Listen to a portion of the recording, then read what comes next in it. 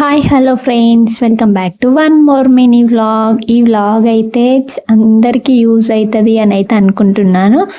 మీకు యూజ్ అయింది అనిపిస్తే మాత్రం ఖచ్చితంగా లైక్ చేయడం మాత్రం మర్చిపోద్దు. ఫస్ట్ ఆఫ్ ఆల్ పిండి దీపాలు మనం కార్తీక మాసంలో కానీ 7 శనివారాల వ్రతం కానీ చేసుకునేటప్పుడు పిండి దీపం అనేది ఖచ్చితంగా మెయిన్గా అయితే పెట్టుకుంటాం కదా. అది ఎలా రెడీ చేయాలి అనేది ఇప్పుడు మనమైతే ప్రాసెస్ అయితే చూద్దాము.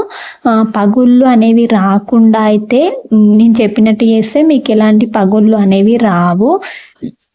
ఫస్ట్ ఆఫ్ ఆల్ మనకి ఏం కావాలి అంటే బియ్యం పిండి అయితే కావాలి. మీరు తడి బియ్యం పిండి అయినా పర్లేదు, పొడి బియ్యం పిండి అయినా పర్లేదు, మీకు ఏది అవైలబుల్గా ఉంటే అదైతే తీసుకోండి. అంటే ఎప్పటి నుంచో ఇంట్లో స్టోర్ ఉన్నది కాకుండా అప్పటికప్పుడు పట్టించుకొచ్చిందైనా పర్లేదు, ఒక 2-3 డేస్ ముందు ఉందైనా పర్లేదు, ఎందుకంటే దేవునికి పెడతాం కదా, కొంచెం మంచిది అయితే బాగుంటుంది అనుకుంటున్నాను.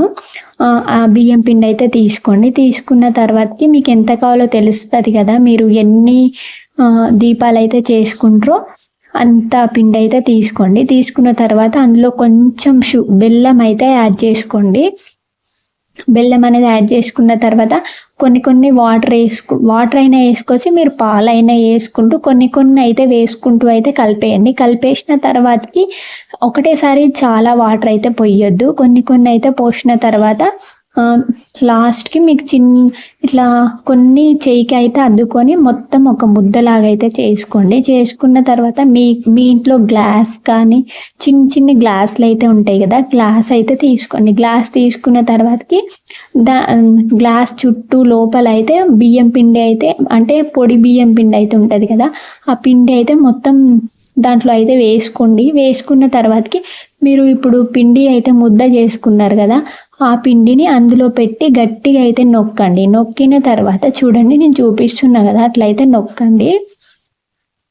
ఇట్లయితే నొక్కిన తర్వాత మీ ఇంట్లో పప్పు గుత్తి కానీ లేకపోతే రొట్టెలు చేసే కర్ర అయితే ఉంటుంది కదా, దాన్ని అయితే ఆ గ్లాస్లో పెట్టి అయితే గట్టిగా అయితే ప్రెస్ చేయండి.